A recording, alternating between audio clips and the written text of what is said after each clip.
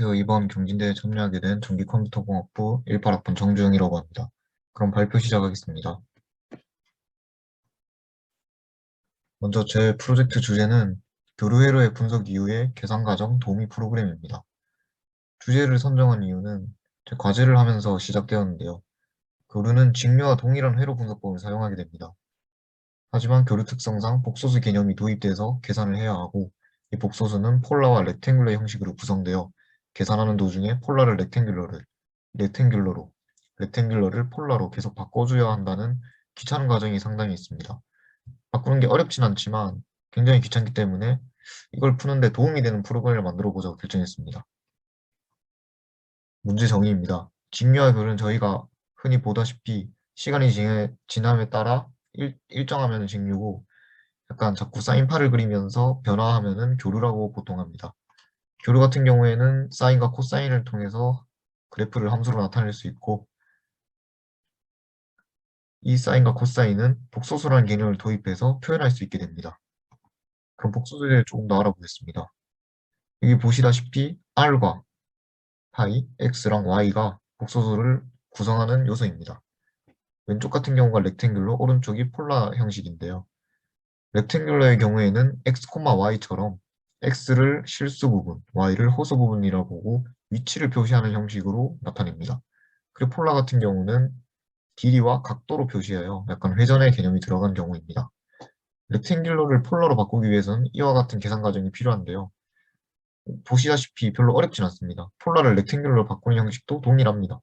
그렇게 어렵진 않지만 아크 탄젠트가 들어가야 한다는 점, 그리고 코사인 약간 32.125도 이런 거는 저희가 또 외우고 다니고 있지 않기 때문에 계산기가 반강제적으로 필요한 거라고 볼 수 있겠습니다. 복수지 계산이 이런 형식이고요. 저희 문제를 이렇게 분석해서 해결하는 과정까지 약간 프로그램을 짠 제 순서입니다. 첫 번째는 일단 전체 식을 제가 입력해서 그 실행 파일 안에서 제가 계산을 쉽게 할 수 있도록 돕도록 했고, 폼 변환하는 식과 복소수 계산식을 입력하면 폴라는 렉탱귤러로 바꿔주고 렉탱귤러는 폴라로 제가 직접 바꾸는 처리를 하고 복소수 사칭 연산까지 해서 결국 폼 변환 결과를 통해 전체 식을 보고 그대로 복소수 계산 결과를 출력할 수 있도록 했습니다. 사용한 C 언어 개념은 굉장히 많지만 총 4개를 좀 약간 중점적으로 많이 사용했는데요. 함수 정의를 먼저 했고, 포인터를 좀 많이 약간 개념을 좀 도입해봤고, 구조체로 실수와 허수를 나눠가지고 쉽게 넣을 수 있도록 약간 해보았습니다. 그리고 제어 구조를 좀 많이 활용했습니다. 결과 화면입니다. 이 형식을 계산하는 과정이고, 이거는 정확하게 시연 영상에서 똑같이 제가 했기 때문에 그분을 참고하면 조금 도움이 될 것 같습니다. 보다시피 약간 쓰는 부분이 좀 많고, 제가 계산을 직접 해주는 게 아니라 계산을 편리하게 하기 위해서 한 거기 때문에 직접 하려면 약간 스택 개념 같은 제가 배우지 않은 개념들이 많이 들어가가지고 약간 이 정도에서 만들어냈습니다. 시험 동영상입니다. 먼저 전처리 지시자를 선언해주고 복소수 구조체를 선언해줬습니다. 모든 계산에서는 복소수를 이제 실수와 허수로 구분해가지고 구조체로 받아올수록 했습니다. 그리고 컴플렉스 넘버 칼큘레이트라고 이제 복소수 계산식인데 복소수 덧셈, 뺄셈, 그 다음에 곱셈, 나눗셈으로 이렇게 나눠놨습니다. 전부 다 구조체 형식을 가져와가지고 덧셈하고 여기 뺄셈하고 곱셈하고 나눗셈 바로바로 그 값들은 프린트할 수 있도록 구성했습니다. 이 부분은 이제 컴플렉스 넘버 이제 복소수 에폴라 형식과 렉탱글러 형식을 변환해주는 식입니다.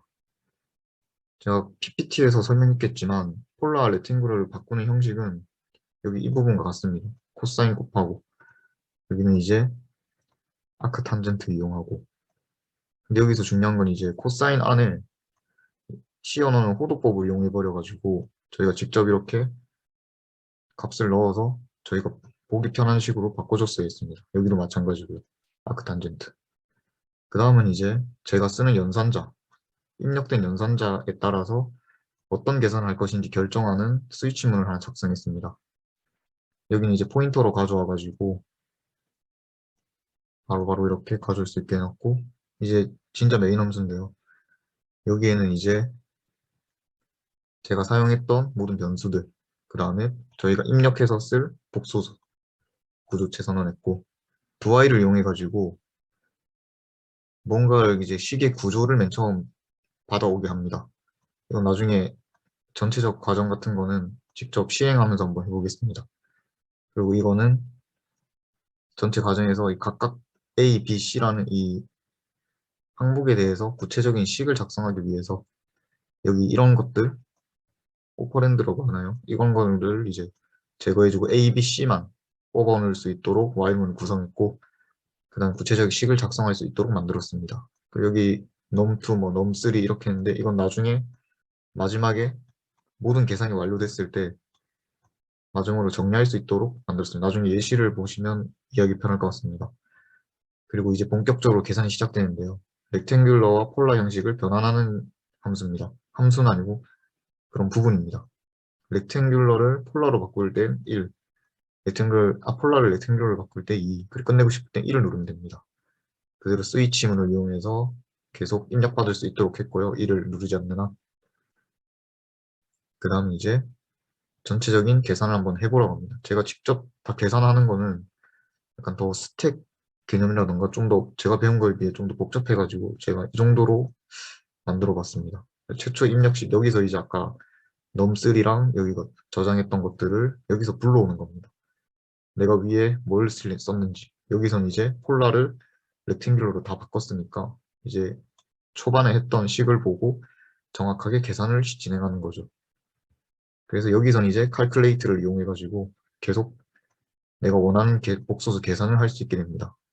렉탱귤러 형식만 일단 계산하는 복소수 사칙 연산을 위해 만들었는데 왜냐하면 폴라 같은 경우에는 우선 덧셈을 하려면 무조건 렉탱귤러로 바꿔야 하고 폴라 나눗셈과 곱셈은 굳이 식을 이렇게 만들어가지고 풀 정도로 어렵지 않고 덧셈 뺄셈만 하면 되는 거라서 복소수 렉탱귤러 형식만 계산할 수 있도록 했습니다. 실제로 제가 문제 풀 때도 렉탱귤러 형식으로 계산을 많이 하지 폴라는 많이 안 썼던 것 같아서 이렇게 구성했습니다. 그리고 이제 끝나고 시행을 해보는데 실행 파일을 실행시켰습니다. 아까 식을 보면 알겠지만 일단 전체 식의 구조 같은 경우에는 간단하게 그냥 하고 할 수 있습니다. 이게 보이는지 안 보이는지 모르겠지만 일단 저희 식을 봤을 때 이렇게 딱 되고 그리고 A 같은 경우에는 2 플러스 2i B 같은 경우에는 32, 각도 50인데 각도를 표시하기 힘드니까 이렇게 그냥 표시하고 C는 1, D는 2 마이너스 3i를 계산해야겠죠.